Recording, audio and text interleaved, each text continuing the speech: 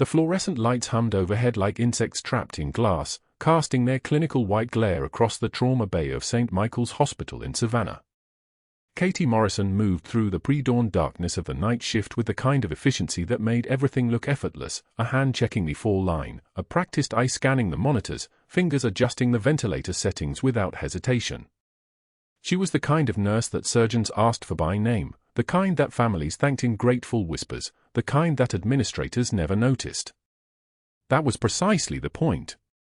Her scrubs were navy blue, faded from 100 washings, the fabric soft against the trauma shears clipped to her belt, black handles worn smooth from use, stamped with initials she no longer spoke aloud. Beneath them, taped to her ribs where no one would see, her dog tags rested cold against her skin. Captain Catherine Morrison, U.S. Navy.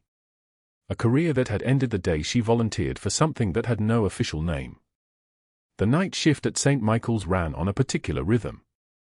The ER quieted after midnight, the ICU dimmed to a hum of machines and the occasional beep of a monitor. By 2 a.m., the hospital belonged to the nurses, the ones who caught what the day shift missed, who knew which patients coded at 3:14 in the morning, who could read a monitor the way some people read a face. Katie belonged to this world. She had trained for it. Admiral James Hartley occupied ICU bed 4, recovering from cardiac surgery that should have been routine. Quadruple bypass. Excellent prognosis. But the Admiral was still caught in that fog between anesthesia and consciousness, his eyes moving without focus, his hands sometimes reaching for something that wasn't there. He was 72, lean as driftwood, with the kind of bearing that stayed with a man even when his body was betraying him. He had commanded naval operations in the Hindu Kush, had made decisions that cost lives and saved them, had held intelligence that made him a target even in recovery. And Katie was here to watch him. The mission briefing had come 3 weeks ago, disguised as a job interview. Nothing written. Nothing recorded. A voice on an encrypted line had said, "We need someone in that hospital. Hartley's been admitted under an alias. You have 8 months of nursing experience in Savannah on your record. He's going to need watching." The Pentagon didn't ask. They placed. She had been a ship's doctor before this, had done field medicine in the Hindu Kush for 6 years straight, had held arterial clamps while rounds came through the tent. The transition to civilian nursing had been nothing, just another cover, another role, another way to be useful. Except this time, the cover was the entire point. No combat. No extraction. Just presence. Just observation. Just a nurse watching a man whose life she'd once held in her hands, though he'd never know it. The morning vital signs came at 4:38 a.m. Katie checked Hartley's chest incision, healing cleanly, stitches intact, no signs of infection. She charted everything with meticulous precision, temperature 98.2, blood pressure 128/76, heart rate 67 and steady, oxygen saturation 97% on room air. Her notes were legendary among the residents for their specificity. Blood pressure seated versus standing. Capillary refill time in both feet. The exact quality of breath sounds in the left lower lobe, slightly diminished, but improving. Hartley's eyes flickered open. The medication made everything soft for him, made the edges of reality blur. His gaze traveled across the ceiling, the four-pole, and finally settled on her face without recognition.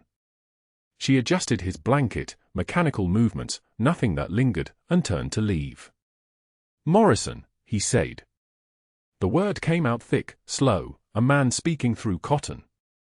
She stopped. Not a question. Not an address. Just a name, spoken like something surfacing from deep water. When she turned back, Hartley's left arm was visible outside the blanket. He was staring at his own forearm, at the tattoo there in faded blue-black ink. A name. Morrison. Letters rendered in the rough, improvised style of field work, done in someone's tent, probably, with whatever equipment they had. She recognized the handwriting. She recognized the moment it had been done. The firefight in the Panja Valley. 3 days holding a position. A corpsman running low on supplies, trying to keep track of who belonged to which squad, and someone, probably Lieutenant Commander Chen, deciding that names should be marked on skin where they couldn't be lost. Sarah Chen's name was on Katie's shoulder blade. In the same ink. In the same hand. "Just relax, Admiral," Katie said. Her voice was even, professional, the voice of someone who worked nights and had learned not to startle patients. "You're still medicated. Rest now." She turned away before he could speak again, before her composure could crack, before the weight of that tattoo could pull her under. Her hand stayed steady as she checked the 4-pump, as she documented his vital signs, as she moved through the practice motions of her shift. Steady hands. That's what people noticed about Katie Morrison. That's what they remembered. What they didn't notice was the folded flag she kept in her locker on the 3rd floor. A flag that had been carefully folded by Marine Honor Guard, presented to a mother who hadn't wanted it, who had asked Katie to keep it instead. Red, white, and blue fabric pressed into a perfect triangle, the size of someone's grief made small enough to hold in both hands. Sarah Chen had carried that flag into the Hindu Kush. She'd carried it on 23 combat patrols. She'd carried it when a compound got compromised and the evacuation went sideways and the ground fire came from 3 angles at once. Sarah had been Katie's senior medical officer, her mentor, the woman who had taught her how to stop bleeding that wouldn't stop, how to keep breathing people breathing in places where breathing shouldn't be possible. Sarah had died with Katie's hands on her abdomen, trying to hold what couldn't be held, while someone with shaking hands tattooed her name on another sailor's arm so that nobody would forget. The night shift ticked forward. Katie moved through her rounds with the invisible efficiency of someone who knew what she was doing. She checked medication pumps and sterile dressings. She listened to breath sounds and reviewed labs. She caught a drop blood pressure in bed 2 before it became critical and notified the resident before it could become an emergency. By 6 a.m., the day shift was arriving, and Katie was transferring her notes to their hands. It was during shift change that she saw him. Dr. Robert Pierce emerged from the stairwell with a cardboard cup of coffee and the particular swagger of someone accustomed to rooms moving out of his way. He was tall, salt and pepper, wearing a suit jacket over his hospital ID like it was armor. His watch caught the fluorescent light, expensive, the kind that required a 6-figure salary to justify. Behind him came 2 residents and a pharmaceutical representative, the latter carrying a leather portfolio and a smile that had been practiced in a mirror. Pierce did not glance at Katie as he passed. She was part of the infrastructure, the walls, the monitors, the machines. Useful. Invisible. He stopped at Hartley's bedside and began examining the Admiral's incision with a surgeon's attention, explaining something to the residents that Katie, 10 feet away, could not quite hear. But she watched. She always watched. She charted everything.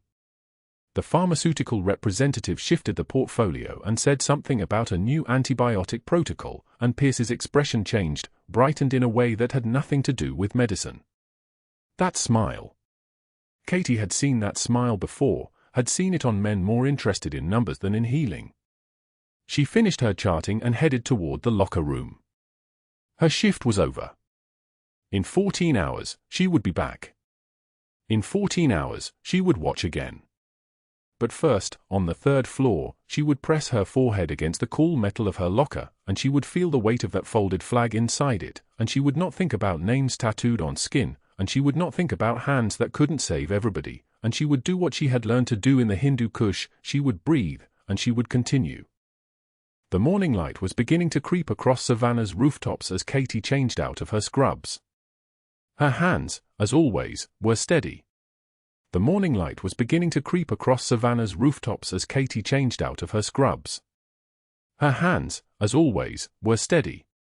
She'd logged another 8 hours of invisible work, vitals recorded, charts updated, Admiral Hartley's post-op status documented with the precision that had become her signature. No one noticed. No one ever did.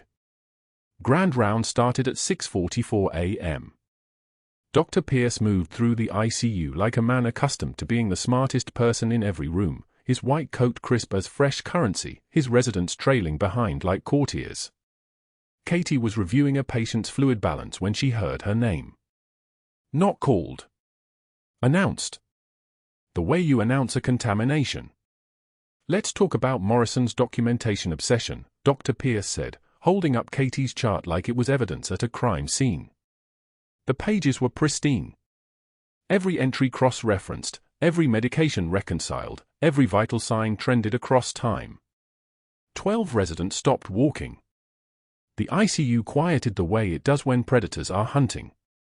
Community college produces many fine nurses, he continued, his tone suggesting that wasn't what he actually believed. But sometimes, dedication to clerical work replaces clinical judgment. Notice how every single patient note contains 3 times the standard detail. He flipped pages, each one a small accusation. This kind of obsessive documentation doesn't save lives. It wastes hospital resources and creates liability through excessive charting. A resident laughed. Just one. The sound of permission. Katie continued scanning the monitor. Her jaw didn't clench. Her hands didn't shake. She simply turned to the next patient, moving with the kind of efficiency that suggested Dr. Pierce was white noise, a ventilator hum, something the body filtered out automatically. What she didn't account for was that predators notice when prey refuses to run. At 7:13 a.m., Katie needed coffee. The vending machine in the break room hummed its lonesome electronic song, fluorescent lights casting everything in sallow yellow. She was feeding her card into the slot when footsteps approached. Not residents. Heavier. Deliberate. Dr. Pierce appeared in the doorway with 2 security guards standing 3 paces behind him. Not close enough to grab her. Close enough to be a message. You know what your problem is, Morrison. He didn't wait for an answer. Men like him never did. You're performing competence. Playing at being a nurse because you read about it in a textbook somewhere. Community college prepares you to follow protocols. It does not prepare you to think. He smiled. It was the smile of a man confident in his institutional armor. Admiral Hartley is recovering well despite your charts, not because of them. You understand the difference.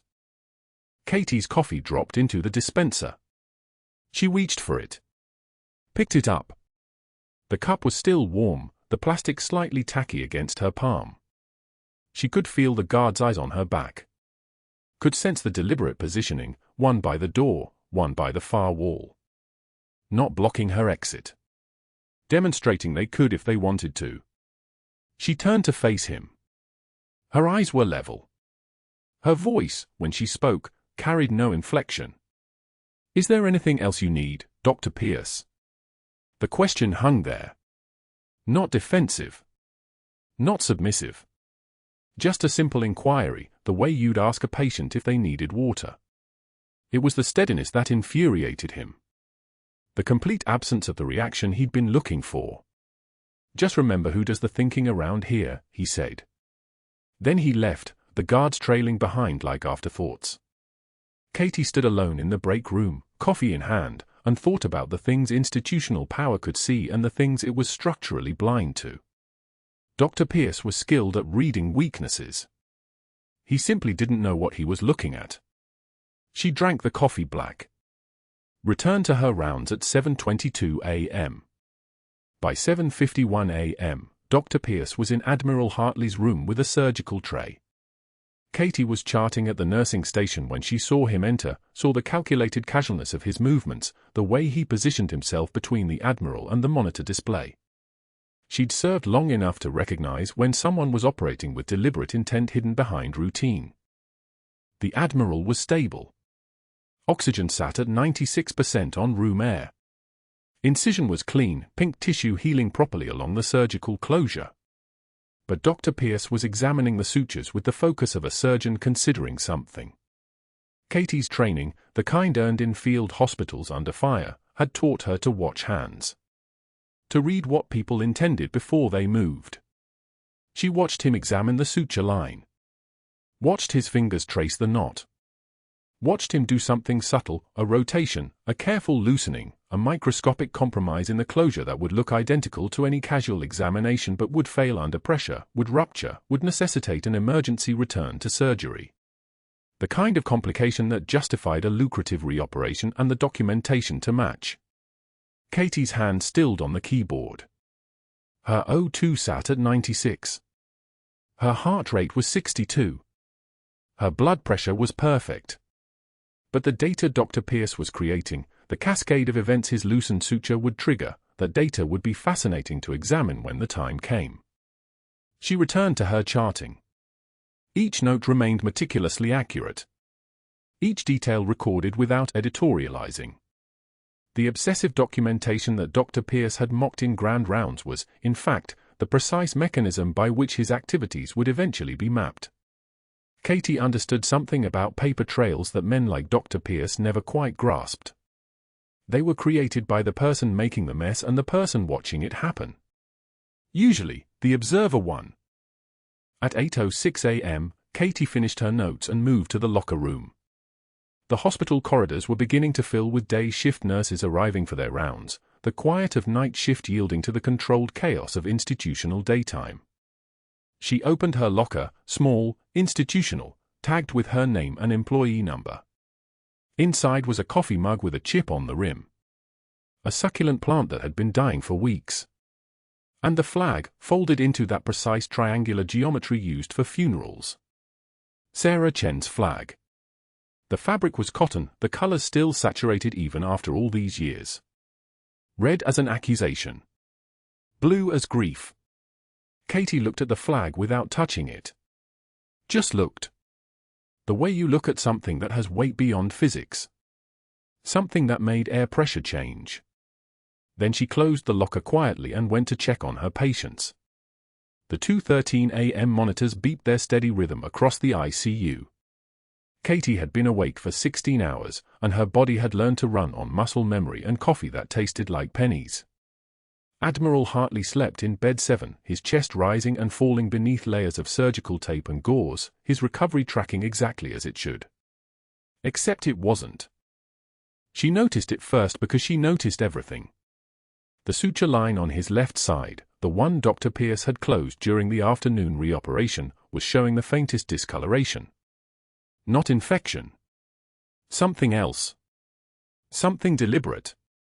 Her eyes narrowed as she studied the dressing, and her mind calculated backward through what she'd observed, the way Pierce had moved during that surgery, the precision he'd used, the slight pause when he thought no one was watching. He'd loosened it. On purpose. Katie's hand was on the forestand when Admiral Hartley gasped. His back arched. The monitor screamed a single terrible note, and the room tilted from quiet to catastrophic in less than 2 seconds. Blood soaked through the white dressing like a dark flower blooming. I need a code team. Trauma Bay format. Now. Her voice carried across the intercom with the weight of someone accustomed to being obeyed. The nurse at the station, a resident named Chen who'd watched Dr. Pierce mock Katie just hours earlier, froze. Katie was already moving. The surgical incision had ruptured completely. Blood pooled across the sheets with sickening speed, and beneath it she could see the separation in his chest wall where Pierce's loosened suture had finally given way. Cardiac tamponade. The fluid was compressing his heart, crushing it with every beat. He had maybe 4 minutes before his pressure bottomed out. Katie grabbed the crash cart. A 14-gauge angiocath was already in her hand, moving toward him with the certainty of someone who'd done this before on a stretcher in the dark, under fire, with no sterile field and nothing but training standing between a man and death. The code team was 90 seconds away. He'd be gone in 4. She didn't reach for Dr. Pierce. She didn't call for authorization. Her other hand snatched a scalpel from the tray, the same motion she'd performed 100 times in places where the ground shook and the sky screamed. The blade was cool against her palm, and her breathing shifted. Shallower. Focused. Her shoulders squared the way they'd squared in the Hindu Kush when a patient's femoral artery had opened in her hands and the only choice was the knife or a body bag. Step back, she told Chen. Not a request. A command. The scalpel cut through the dressing, through the skin, through the ribs themselves. No hesitation. The first cut was through the intercostal muscles, and she felt the familiar resistance of tissue giving way to pressure and determination. This was triage protocol. This was field medicine. This was the only language her hands had ever been fluent in, and it had nothing to do with the badge on her lanyard that read Trauma Nurse. Blood rushed into the open space, bright red, oxygenated blood, which meant the lungs were intact. She reached in. Her gloved fingers found the pericardium and opened it like she was reading a letter written in arterial tissue. 40 ccs of blood spilled out, and suddenly his heart could beat again. She'd moved the needle now, decompressing with a technique that had no name in these hallways, no protocol in the manual, no authorization from any board. The O2 saturation monitor showed what the machine saw, 68. Dangerously low. The red numbers flickered like accusations. The code team burst through the doors. 3 resident physicians, 2 nurses, a perfusionist. They stopped dead. The room went so quiet you could hear the ventilator wheeze in the corner and the fluorescent lights buzz their electric dirge overhead. Katie's hands moved on their own, stabilizing the exposed heart, her fingers steady as a surgical laser despite the tremor she felt in the room around her. O2 saturation climbing, she announced, and her voice had dropped an octave. It carried the weight of someone used to making decisions when there was no one to answer to but herself and the patient fighting beneath her hands. Push 1 milligram epi. Get me a chest spreader. We need better exposure. The resident on her left, a third-year named Morrison who'd been laughing at Dr. Pierce's jokes about Katie's credentials just 6 hours earlier, moved to comply without thinking. That was the thing about true authority. It didn't need a title. It arrived in the room like air pressure changing. 72, Katie reported. The numbers climbed. 78. 82. 86. Steady rhythm. Her hand clamped the bleeding vessel with a satin sky clamp, and she felt the familiar sensation of control settling over her shoulders like a cloak she'd worn in another life. Around her, the code team worked, but they were following her now. She was the one calling the dance. Admiral Hartley's pressure stabilized at 88/54. Not great, but survivable. The heart monitor shifted from the chaotic flatline back into something resembling sinus rhythm, and Katie stepped back, her hands falling to her sides. The scalpel was still in her right hand. She'd forgotten she was holding it. Pressure's holding, the perfusionist said, his voice small in the sudden silence. She just saved his life. Nobody moved. Nobody breathed. Katie's eyes met the resident's, Morrison, the one who'd been laughing, and she saw the exact moment recognition flickered across his face. Not her name. Not yet. But something. Some understanding that the woman who'd been treated as a liability, who'd been mocked for her nursing school, who'd been ordered around by every physician in this hospital, had just performed a surgical intervention that most of them couldn't have attempted in a state-of-the-art OR with unlimited resources. She'd done it in the ICU with a crash cart and hands that remembered things they'd never been taught to forget. Get Admiral Hartley to OR, Katie said, her voice carrying the precision of someone conducting a symphony that only she could hear. He needs vascular repair, and we need to assess cardiac damage. Move. The code team moved. They loaded him onto the stretcher, and Katie caught one last glimpse of his face, pale, unconscious, unaware that she'd just pulled him back from whatever shore he'd been drifting toward. She turned. Dr. Pierce stood in the doorway in his pajamas, his face draining of color as he realized what had just happened. His eyes moved from Katie to the blood on her hands to the scalpel still hanging at her side like a weapon worn through 1,000 battles. He knew. In that moment, he understood that the routine operation he'd sabotaged, the emergency he'd manufactured for profit, had instead revealed something he couldn't bury or explain away. Katie walked toward the sink, her uniform soaked in blood that wasn't hers, her hands moving through the mechanical motions of washing. In the reflection of the metal soap dispenser, she watched Pierce disappear down the hallway. His phone was already in his hand. 3 days. He had maybe 3 days before his network of board members and consultants and legal threats would be nothing but noise against what was about to arrive. But Katie didn't know that yet. Dr. Pierce's hands were shaking as he punched the hospital board president's home number at 2:41 a.m. The phone rang 4 times before Marcus answered, voice thick with sleep, and Pierce didn't bother with pleasantries. "We have a liability crisis. The night shift nurse just performed open cardiac surgery in the ICU without attending physician authorization or proper sterile field. I'm documenting it as gross negligence and practicing medicine without a license." Marcus was awake now. Pierce could hear him sitting up in bed. "Get me everything you have. I'm calling risk management." The line went dead. By 3:15 a.m., Pierce had already contacted the licensing board's emergency number and spoken to an outside risk management consultant named Patricia Holloway, a woman with the kind of voice that made hospital administrators nervous. He painted the picture for her with surgical precision: a nurse with forged credentials from a community college that no longer existed, a thrill-seeker playing hero, a catastrophic liability waiting to detonate across their insurance premiums. "She sutured a major arterial bleed," he told Holloway. "Without gloves. Without proper authorization. If the Admiral dies, we're looking at wrongful death and criminal negligence." Holloway's response was immediate: "Get her badge. Now." Pierce contacted 3 board members before sunrise. He sent them emails with photographs he'd taken of Katie's personnel file, the same file he'd already begun to alter, adding false disciplinary write-ups dated 6 months back, fabricating complaints from nurses who would never file them. He knew this was the move that would later unravel him, but he didn't know that yet. All he knew was that Katie Morrison had just shattered his entire network with her hands, and now he would shatter her life with a phone call and a pen. By 6:06 a.m., Katie was called to the administrative office.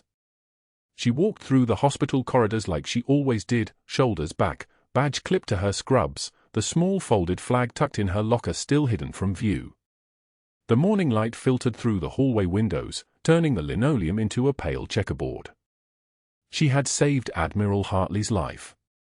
She had felt the flutter of normal sinus rhythm return beneath her fingertips.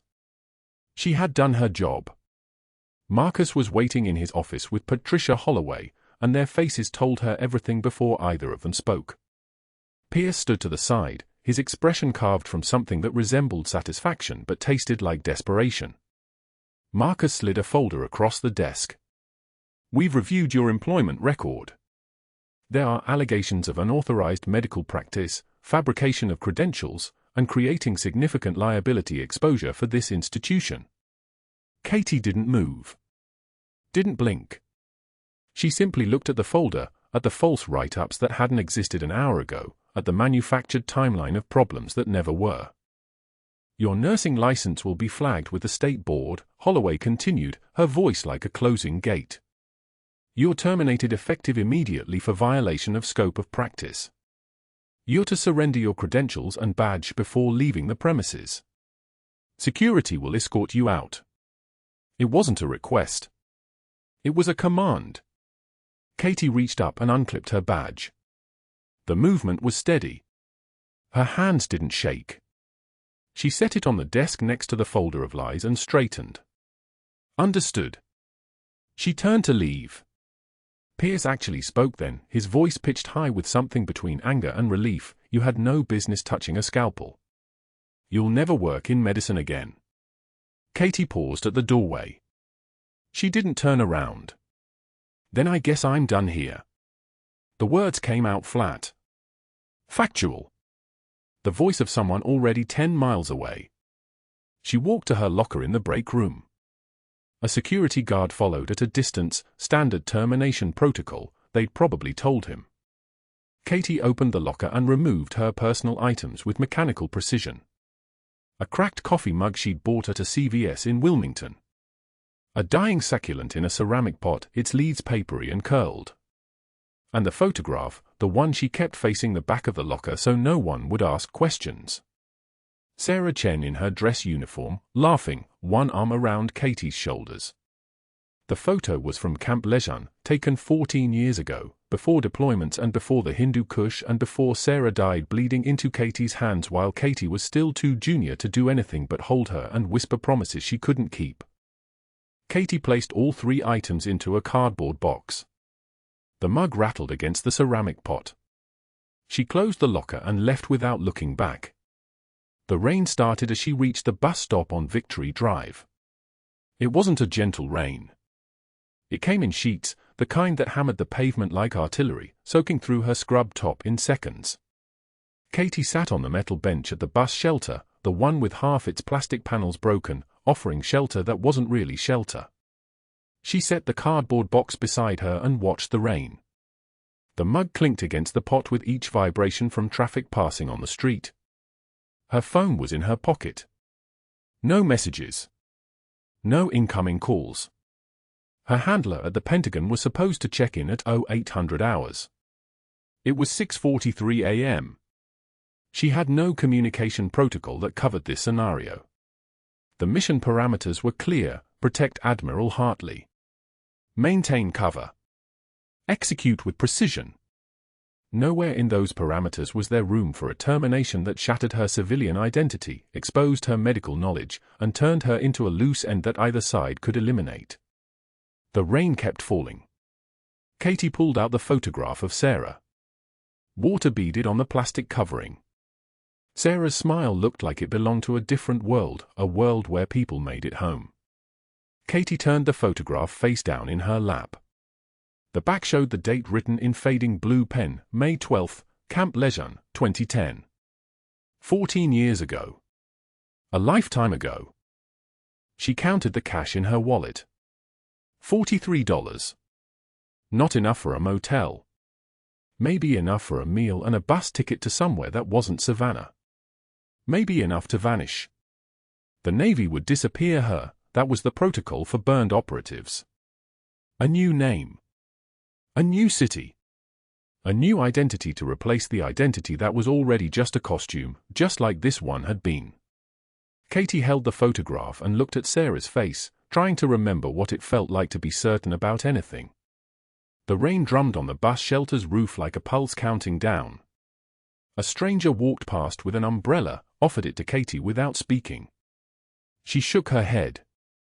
The stranger moved on. At 7:18 a.m., Katie heard something in the distance.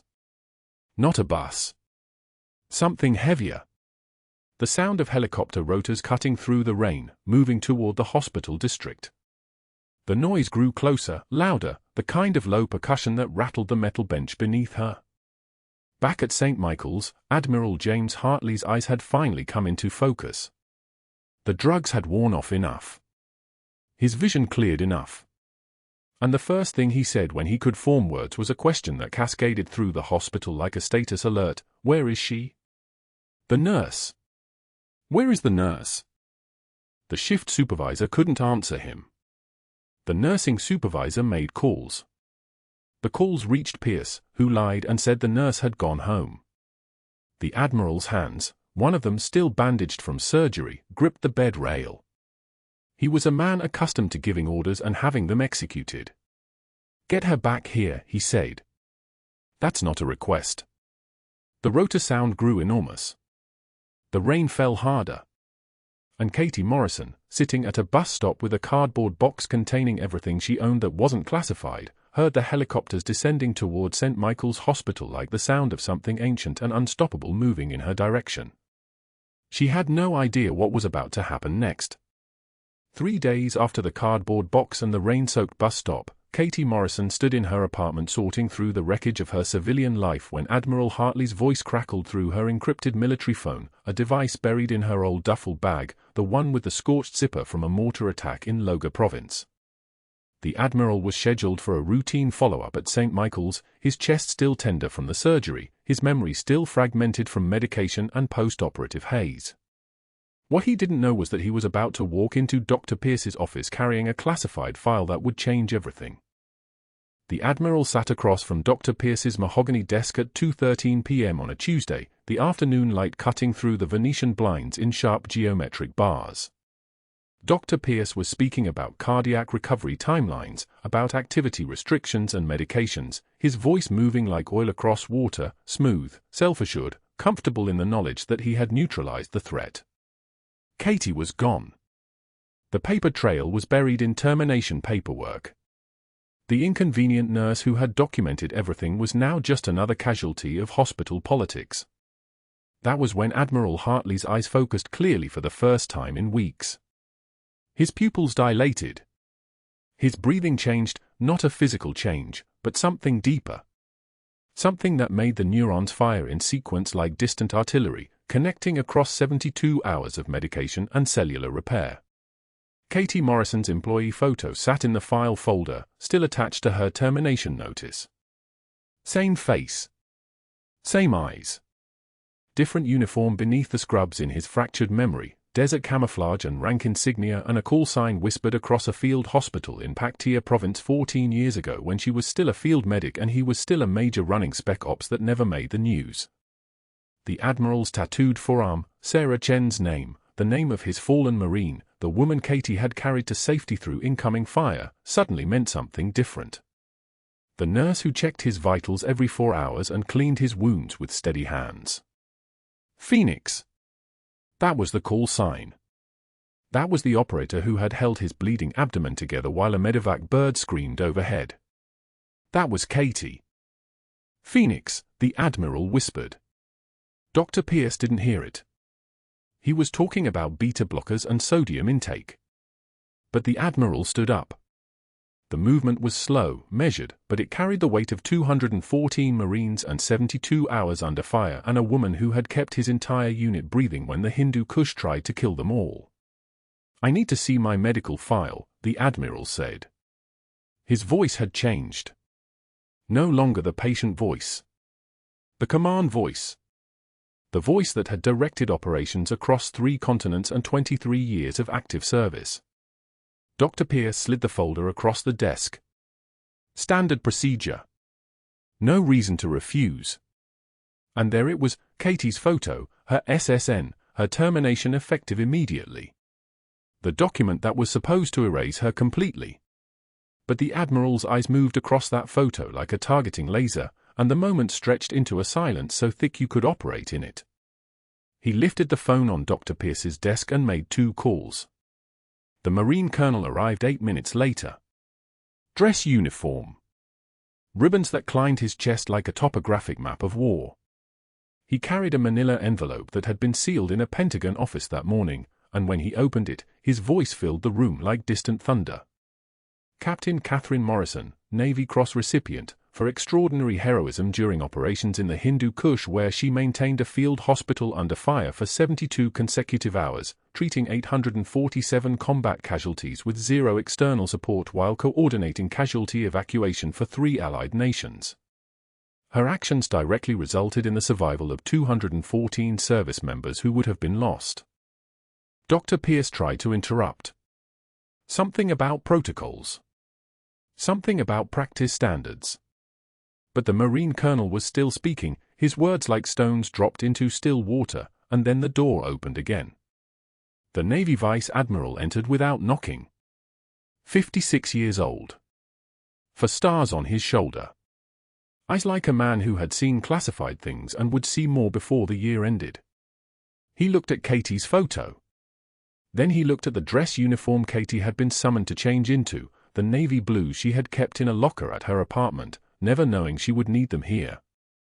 She stood in the corner of Dr. Pierce's office in full uniform now, her rank insignia glinting under the fluorescent lights, the medals on her chest arranged in ascending order of prestige, the Bronze Star, the Silver Star, the 2 Purple Hearts, and there, the Navy Cross, hung on a ribbon the color of seawater, the highest military decoration short of the Medal of Honor. The Vice Admiral saluted her. A full military salute, hand to forehead, the kind of gesture that made Dr. Pierce's face drain of all blood because he understood in that moment that he had just fired a captain in the United States Navy. "Your record precedes you, Captain Morrison," the Vice Admiral said.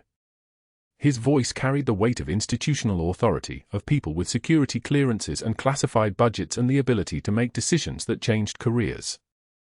"Thank you, sir," Katie said. Her voice had changed. No longer the deferential hospital employee. This was the voice of an operator who had led people through impossible situations. It was deeper.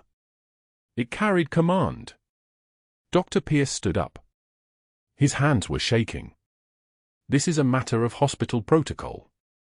She performed an authorized surgery. There are procedures. There are regulations about scope of practice, Anne. We're aware of your regulations, the Vice Admiral said quietly. We're also aware of your billing practices. The door burst open. 2 FBI agents in black windbreakers, badges hanging like ornaments of federal authority. The taller one held papers. Warrants. The kind with multiple signatures and authorization codes that meant a federal investigation had been running on Dr. Pierce like an underground river for the past 18 months. The Medicare fraud. The kickback scheme. The inflated procedures on 93 patients.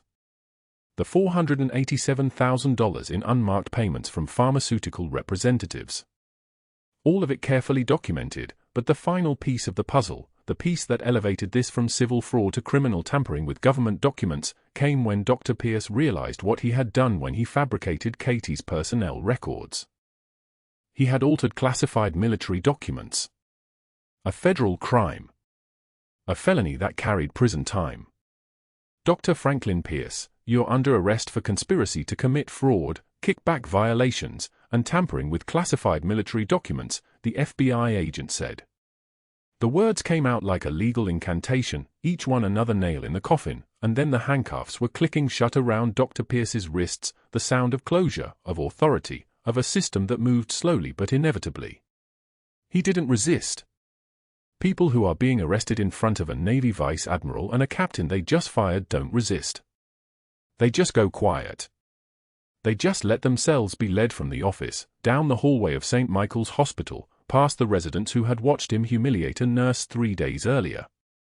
Those residents saw him now with his hands cuffed, his face gone grey, his entire career compressed into a single 15-second walk from office to elevator. The nurses didn't say anything. They didn't cheer or celebrate. They just watched him pass, their eyes blank and professional, and that silence said more about his fall than any words could have. 6 months later, Katie Morrison returned to active duty at Bethesda Naval Hospital in Maryland, a trauma surgeon now, the military finally catching up to what she had always been. Admiral Hartley visited weekly, always on Thursdays at 3 p.m., always with coffee from the shop down the street, and they sat in the cafeteria and talked about field operations and how the Hindu Kush still haunted them both in different ways. He would ask about her cases. She would ask about his recovery. Neither of them mentioned Dr. Pierce. Dr. Pierce was teaching CPR certification classes at Community College of Savannah, earning $12.50 an hour, his medical license revoked permanently by the state board, the federal conviction leaving him ineligible for any licensed medical practice for the rest of his natural life. He stood in front of classrooms of nursing students and respiratory therapists, demonstrating chest compressions on a plastic mannequin named Resuscitation, and every time someone called him doctor out of habit, he flinched. The mannequin's ribs never broke under his hands. It never bled. It never required the kind of judgment and skill that had once made him feel superior. Now he just practiced the motions under flickering fluorescent lights that buzzed like tinnitus in the silence of what he had lost. Katie worked in the trauma bay at Bethesda now, her hands moving with the muscle memory of that field hospital, of the thoracotomy she had performed in the ICU at St. Michael's, of every moment she had stayed quiet while someone else talked down to her. She wore the uniform. She carried the rank. She had the respect she had earned with blood and exhaustion and 72 hours of refusing to let people die. The patients didn't know her story. They just knew that Captain Morrison would be waiting if their world came apart, and that was enough. A young resident asked her one morning how she had known to perform the emergency thoracotomy, what experience had prepared her for something that clinical textbooks barely covered. Katie looked at him for a long moment, then said simply, "Pain is data. You learn to read it." That was all. No explanation of covert operations or combat zones or the weight of decisions made under fire. Just the acknowledgement that there was a different kind of knowledge living in her hands, and it had saved the Admiral's life. The quiet person in the room wasn't always pushing a mop or emptying bedpans or taking insults from someone with a better suit and a worse character. Sometimes the quiet person was holding it all together with 10 fingers and a refusal to break, waiting for the moment when institutions would finally understand what they had been standing next to the entire time. Sometimes being invisible was the perfect place to be powerful. The trembling wasn't fear. It was restraint. Hit like if this story got you. And tell me, have you ever been underestimated at work, only to prove them all wrong? I read every comment. Subscribe if you haven't already.